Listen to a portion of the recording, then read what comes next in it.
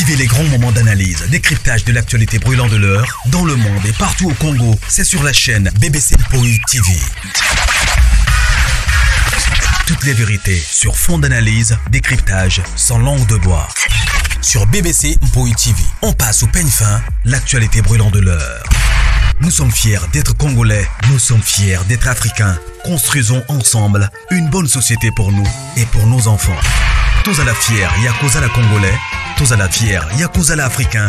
Tous à la na Bomoko, Poto Tonga Mboka, Pona Biso, na Banda na Biso. Voilà, salut, bonjour, bonsoir. Bonjour, bonsoir. Bon début à semaine. Voilà, je m'excuse d'abord la grande famille, pour na Mungongo. Je la tout, changement à climat. Bino mo boyebi changement climat ndenge salaka. Et biso to koti na hiver, je crois. Bino na poto bomandi été ya, bino bo koti na été. Biso koto to bandi hiver. Alors c'est normal, mais ezang si biso te ko sala musala na biso. Yango na sengi ba excuse belé pour na Mungongo, voilà. Vous supporter, mais je dois quand même travailler. Voilà. Kota aimer partager. Ceux qui aiment la liboso, s'abonner. Ceux qui aiment la liboso, n'hésite pas à s'abonner. On n'a jamais dessus. Voilà, naloba toujours que non numéro nabiso ezala kawana. Bao bazana besoin ko benga peut-être maman BBC pour na conseil. Peut-être pour na kotune loko moko. Ou encore que ça la connaissance na maman BBC na sens moko ya bien. Ou encore se poser la matière. Oui, en matière, peut-être on appelle ça maman BBC parce que maman BBC a fingate. Alors, on vous a toujours welcome. Voilà. Et numéro du sous-temps tout chat, que ça pour la suggestion d'un bino, conseil et tout consort. Voilà. Famille Libota, shalom. Le péché love, je vous aime, mais bonsoir, bisous ici, et hommes et bino partout dans le monde. Bandeko, slogan, on a toujours beau aimer, beau partager. Merci na bande konyoso baza ko considérer biso. Merci na bande konyoso o baza ko benga pe baza ko komela biso. Nzambe nanga a pambola bino. Ya geste wana peut-être lobi na komela ta maman BBC.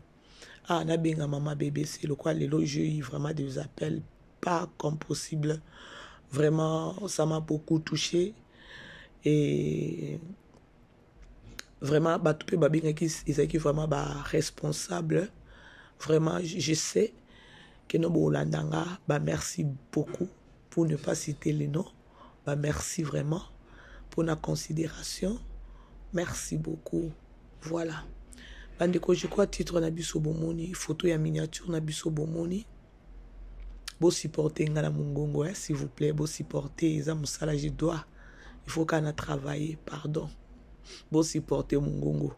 Au départ penga naza pe na Mungongo moko ya autorité naza déjà na Mungongo moko c'est pas ndenge nini wana alors bo mesala ngo kaka voilà kota aimer partager s'il vous plaît voilà la grande famille bomoni photo ya miniature bomoni vidéo isolé kawana biso nyonso to ebi keno aujourd'hui ezaki jour enterrement ya mwana ya mama Moindo et vraiment na habité vidéo oyo ngana koki ko 600 te na yoki mutema pasi en même temps na yoki susuma be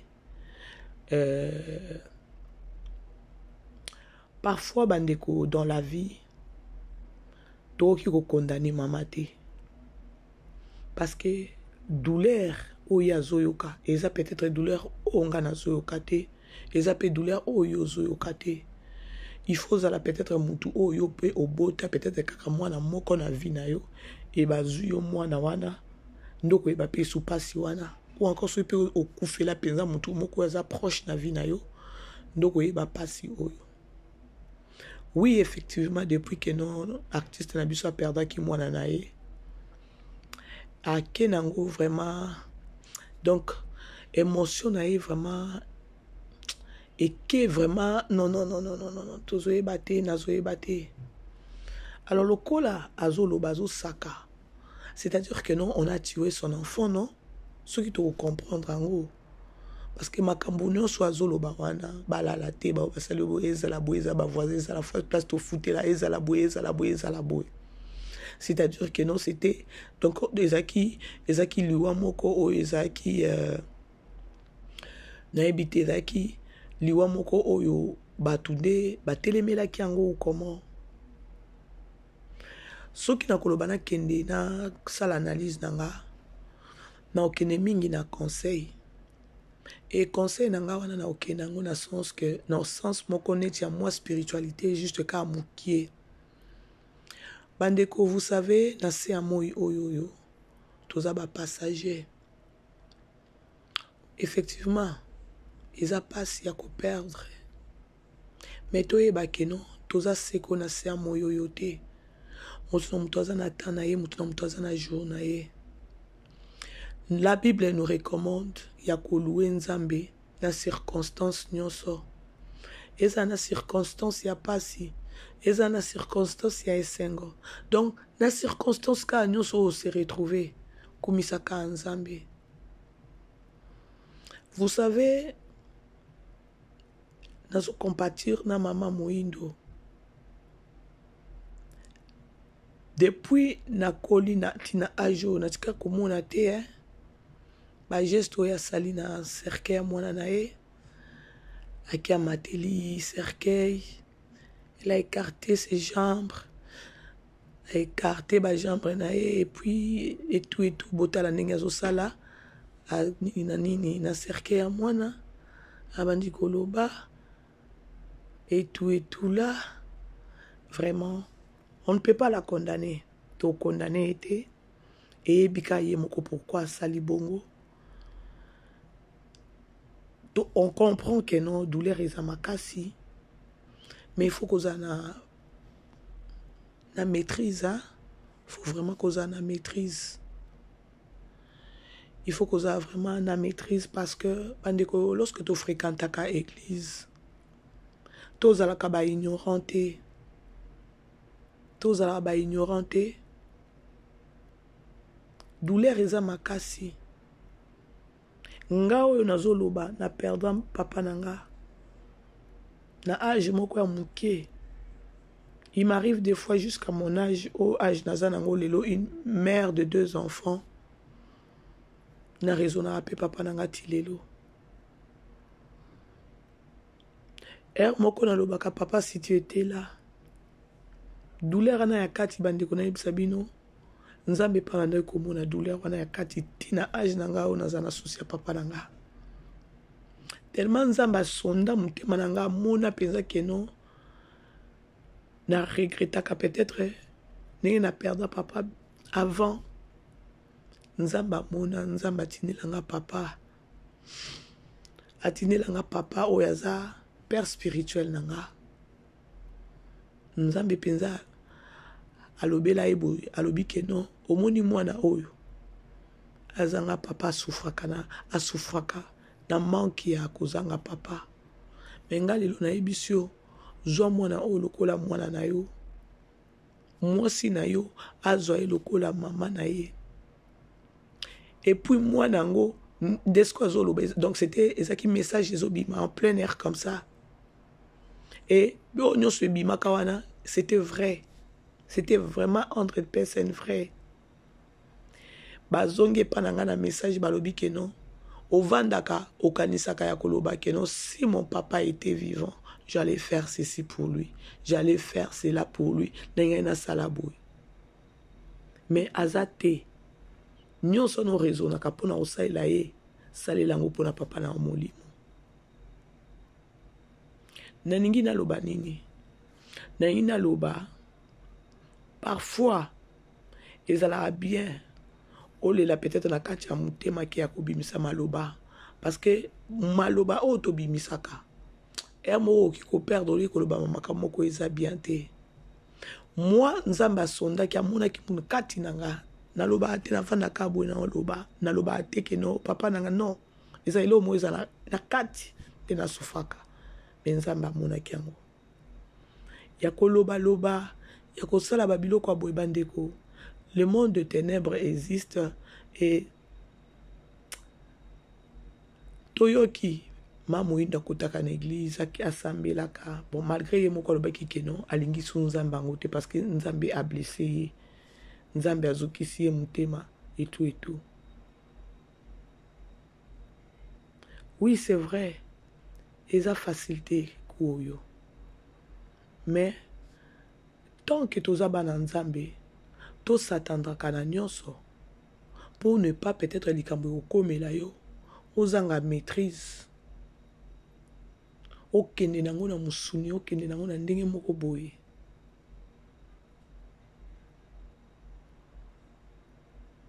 Ça fait mal de voir Maman Moïndo face à Zolé la bandeko.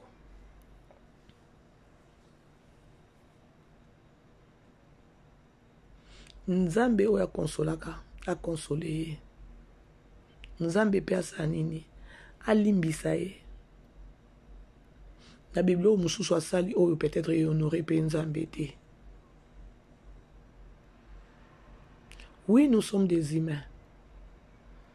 Bandeko, no matter how, malgré tout, nzamba tikali nzambe. Soki nzamba salobi oui, c'est oui. Soki nzamba lobi non, c'est non. Tozan eloko to lobate. C'est-à-dire que non, soki nzamba sa permettre, to lobakaka oui et amen.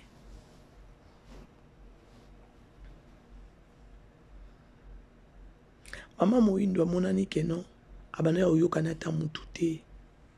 Pona pasi wana. Siko ba makambo ya zoloba to kaki ya gabi abima ki ya koloba ke mwana ngo bana déjà kobela zaka maladif. Mais so tali babiloko maman na zo sala azoloba. Pour elle ba bomeli mwana.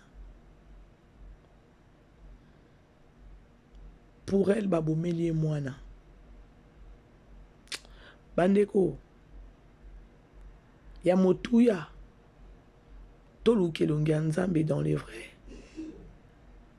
Ce que vous en avez na tchakaba na prière.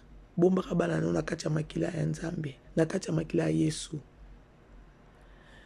Oui, certes. Toza babantu.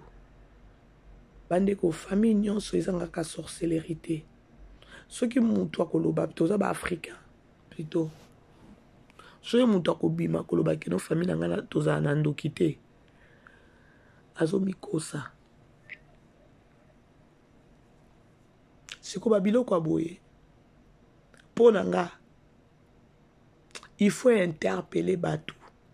Toluka Yesu, toluka Nzambe. Na ndenge moko ya solo. Mosambeli azana ndenge na ye oya kolela. Na likambu oye komeli azana ndenge oya kolelela.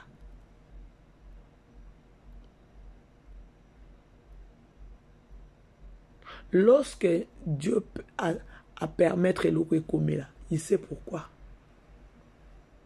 Et Nzambe troki ko condamné était. Never.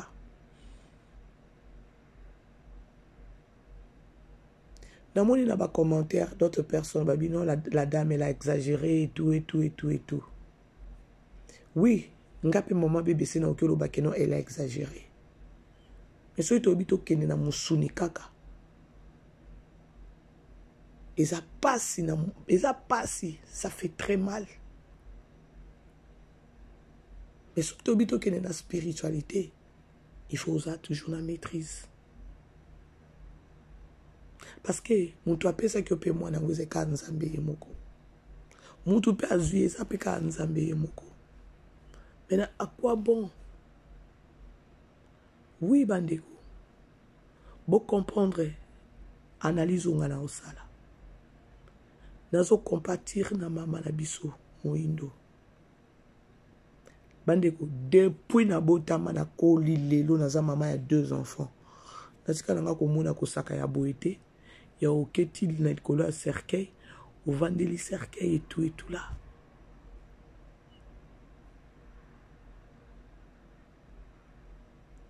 Malgré mokile salema na liloba. Mokile salema na maloba et salema so na liloba. C'est trop fort. Nanga munanga. Nzambe a consolé maman Moïndo. Nzambe a limbisa ye. Nzambe apesa ye makasi.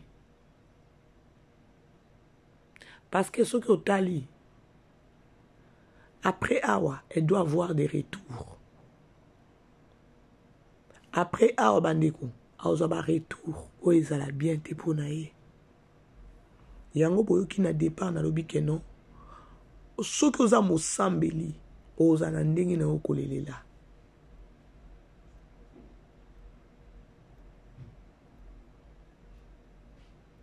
Oza na ndenge na okolelela bandeko. Bota na ndenge amati. Bandeko malobe bimiawa.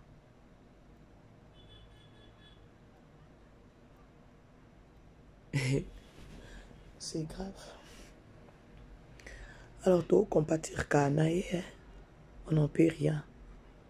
Toi, compatir Kanaï, Nzambi kaka pese makasi.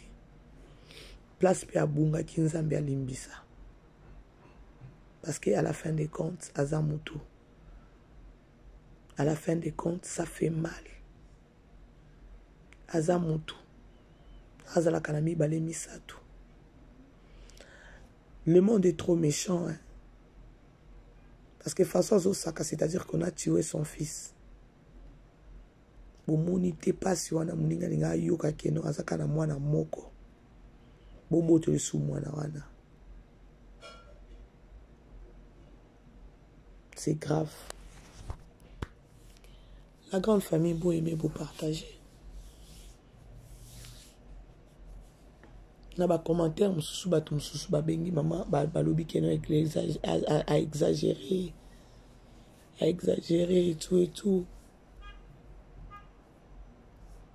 Je crois na uti koloba très bien. Ko exagérer wana, il faut comprendre que non. À la fin des comptes Azamutu, c'est une personne humaine.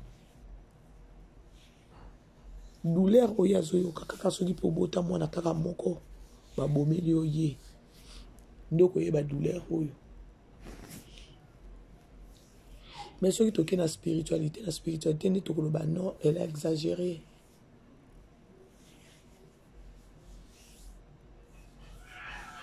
Mon kilo est à bisoté, mon kilo est à Nzambe. Tous les locataires, ou encore tous les passagers.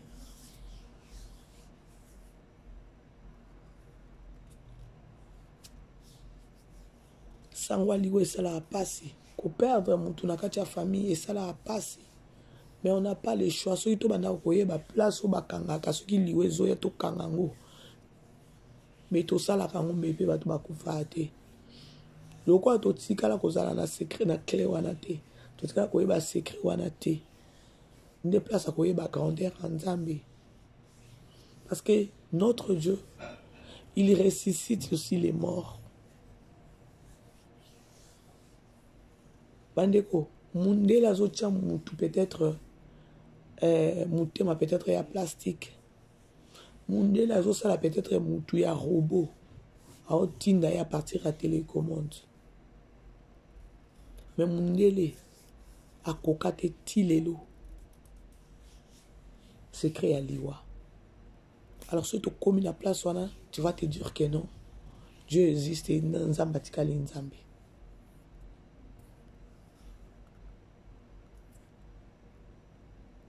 Nzamba ibaka kubatela mama na biso.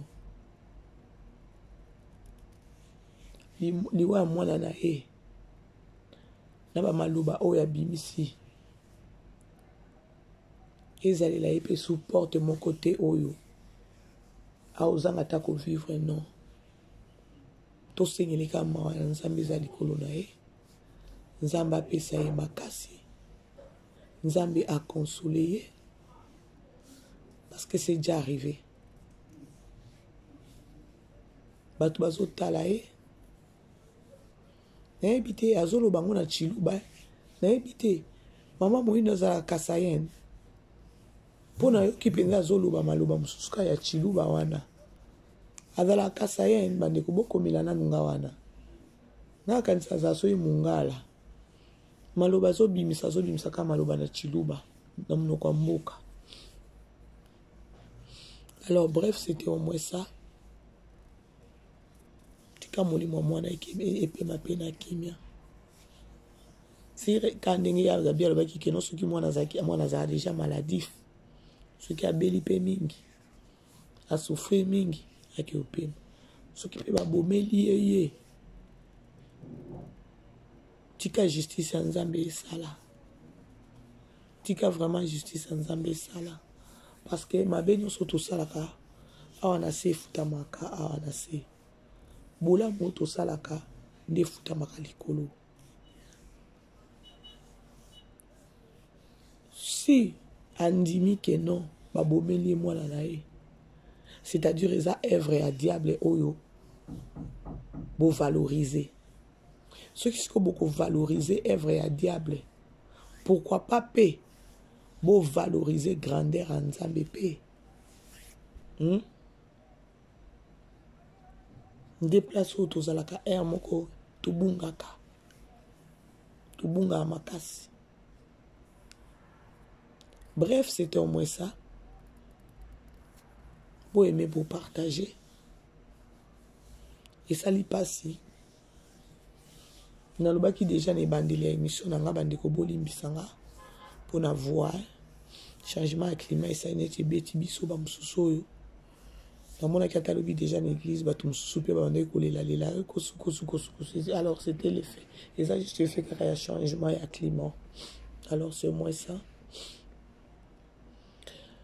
Voilà bota la vidéo wana. Na musa na netinga na sambilaka. Ça n'honore pas notre Dieu. Alors bref, c'est au moins ça bandeko. Tout comme une souka et analyse na biso. Bo aimer bo partager. Ceux qui n'a lobi mabe, ceux na betisi mutu moko liba ku bolimbisa. Bolimbisa parce que Nzamba lobi to kumisa na circonstance nyonso. Et toye baka peke non, toza ba passager na sermoi oyo. Toya ki éternalité. Toya ki éternalité bandeko tola la kanaliwa, tola muka kanaliwa. Ngala linga esu te ko valoriser monde à ténèbres. Bisous bye. Nanga ko sorry na bana ko yisa. Na bana ko la kande ko moko bisous bye. Sorry. Ya na linga ko valoriser monde à ténèbres te. Ya nalinga suku valoriser yango te tant que notre Dieu existe nalinga ko valoriser yango isute. Voilà, c'était au moins ça. Ya mutuya iza ona lobi bandeko Nzambe a simba motema ya mama na biso muindo. Nzambe a consoler Nzambe pe alika na kolimbisa ye. Yeah. Notre Dieu c'est un Dieu qui est là à la colère riche en beauté. Yango monaka sokoza na ba oza entouré na bato moko ya bien. Oza na matango ko eli likambo bo moi ba banda toujours ko gérer yo koloba loba mingi te ko vanda ka kimia parce que maloba oyo monde à ténèbres ezwaka pe ke nango ki ko sala makam nango. C'est quelque chose que non maman moindo bane ko zelate eza kumo ko eza makasi pa na ye qu'elle se maîtrise.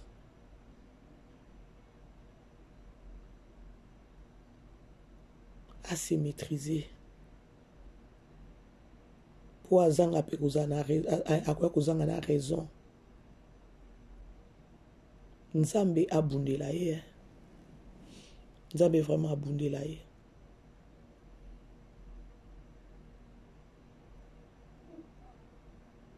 Voilà. Je crois na komi na suka analyse nanga bandeko. Nzambe mutu apesa ki Nzambe mutu azui. Namoni vidéo ezotambola na ba page,